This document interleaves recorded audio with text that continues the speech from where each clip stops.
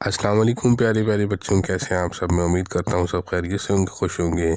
आप सुन रहे हैं अनोखी कहानी को चैनल। मैं हूँ मोहम्मद मोहसिन सरवर। प्यारे बच्चों, आज मैं आपको एक और नई कहानी सुनाऊंगा जो 2 हिस्सों पर मुश्तमिल है। कहानी का नाम है सरगर्दा रूह। इसका मतलब होता है परेशान, बेचैन, चक्कर लगाने वाली बेचैन रूह। आज मुझे यहाँ से रवाना होना था और काशिफ में अभी तक मेरे पास नहीं आया था। शायद मुझे कोई और मौका होता तो मैं किसी दूसरे का इंतज़ार ना करता। काशिफ ने 2 माह तक मेरा जितना ख्याल रखा था, इसका यही तकाजा था कि मैं जाते हुए मिलकर ज़रूर जाऊँ, वरना वो मेरे बारे में क्या सोचेगा कि कैसा बेमरोवती शख्स था जो जाते हुए मिलकर भी नहीं गया। वक्त तेज़ी से बीत रहा था। काशिफ का पता नहीं था कि मुझे रावलपिंडी पहुँचकर ट्रेन पकड़ना थी। अगर मैं ज़रा सी भी ताख़ीर करता तो ट्रेन निकल जाती। मजबूरन मुझे किसी और कोच से सफ़र करना पड़ता। कोच के सफ़र के मुकाबले मुझे ट्रेन का सफ़र अच्छा लगता था, क्योंकि मैं ट्रेन में सुकून से बैठ जाता, चल फिर भी लेता। एक तरह से ट्रेन का डब्बा कमरे के मानंद महसूस होता है। इसके मुकाबले में कोच में आदमी ठुस कर बैठता है, अपनी मर्ज़ी से हिलजुल भी नहीं सकता। मैं बुनियादी तौर पर एक कारोबारी शख्स हूँ। मेरा जहन हर वक्त कारोबार के मुतालिक सोचता रहता है। इसी बिना पर मैं अपने कारोबारी साथियों के मुकाबले में बहुत आगे हूँ। मेरा कारोबार बहुत चलता हुआ है। हर वक्त कारोबार के मुतालिक सोचते रहने से मैं बीमार भी रहने लगा हूँ। डॉक्टर्स ने मेरी बीमारी को देखते हुए मशवरा दिया कि मैं 2 माह के लिए कारोबार से दूर होकर किसी पुरफतह मुकाम पर चला जाऊँ। मेरी समझ में ये नहीं आता कि बजाय किसी बाहर मुल्क में जाऊं, अपने मुल्क के पुरफ़ज़ा मकाम मरी वगैरह कागान नारान इन सब जगहों पर जाऊं। मैं होटल के बजाय किसी कमरे में रहना पसंद करता हूं। इत्तेफाक से एक छोटा बंगला नुमा घर मिल गया मुझे। मैं बहुत खुश हुआ। इस बहाने मुझे घर का सा माहौल मिल गया। कोई डिस्टर्बेंस नहीं मिली। अपनी मर्ज़ी से सोता हूँ, अपनी मर्ज़ी से उठता हूँ। पढ़ने को मैं ढेर सारी किताबें ले आता हूँ और मुझे तन्हाई का एहसास होने नहीं देती और मेरा साथ बनकर साथ देती हैं किताबें। मेरा इरादा था कि मैं 1 माह यहाँ क़याम करूँगा, लेकिन 2 माह गुजर गए और वक्त का एहसास ही नहीं हुआ। सच पूछूँ तो मेरा यहाँ अच्छा वक्त गुजरने में कुछ हाथ काशिफ का भी है, और वो अगर यहाँ ना होता तो मेरे लिए 1 माह गुजरना बहुत मुश्किल होता। काशिफ की मासूम हरकतें और भोलेपन की बातों से मेरा दिल बहल जाता था।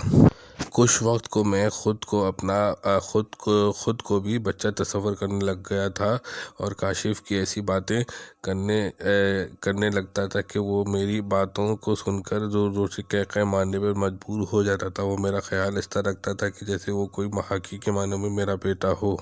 मुझे भी इससे इतनी मोहब्बत हो गई थी कि जैसे वो वाकई मेरा बेटा हो।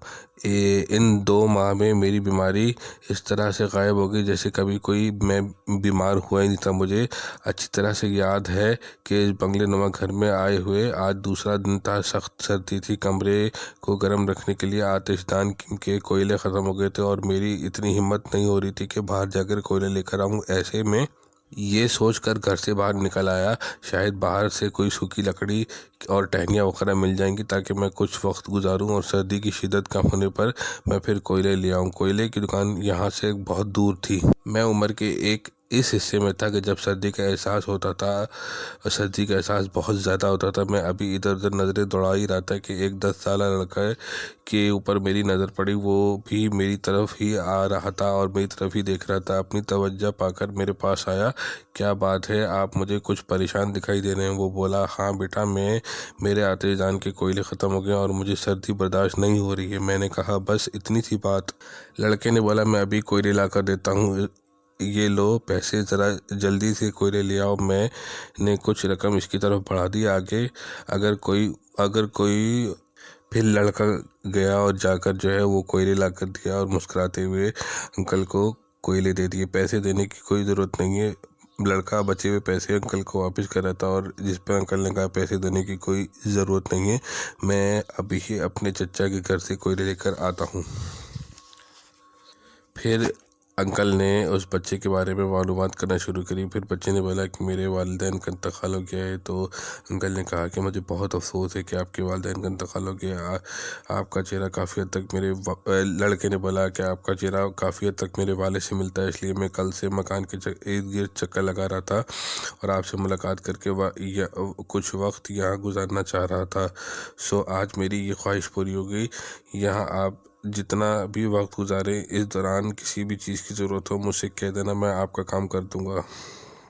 मैं इसकी कैफ़ियत का अंदाज़ा लगा सकता था कि मेरे चेहरे में अपने बाप की सूरत देख रहा था। ऐसा करके वो ऐसे दिली खुशी हो रही थी।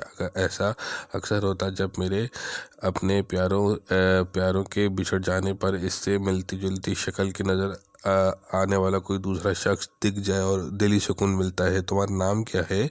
मैं अभी कुछ और ही कहना चाहता था कि वो बेख्तियार बोल पड़ा, काशिफ़। हाँ काशिफ़, मुझे जिस चीज़ की भी ज़रूरत होगी मैं तुम्हें इत्तला कर दूंगा। मैंने कहा कि मेरी ख्वाहिश पर वो खुश हो गया।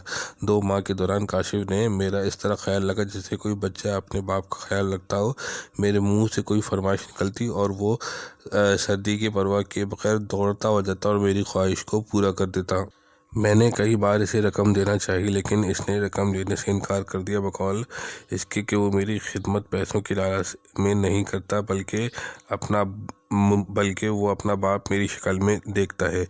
प्यारे बच्चों, ये सरगर्दा रूह का पहला हिस्सा था। अब अगली एपिसोड में आपको मैं सरगर्दा रूह का दूसरा हिस्सा सुनाऊंगा। अगर आपको मेरी कहानियाँ अच्छी लगती हैं तो मेरे चैनल को सब्सक्राइब कीजिएगा, लाइक कीजिएगा और कमेंट्स में अपनी राय का इजहार कीजिएगा। अस्सलाम वालेकुम बच्चों।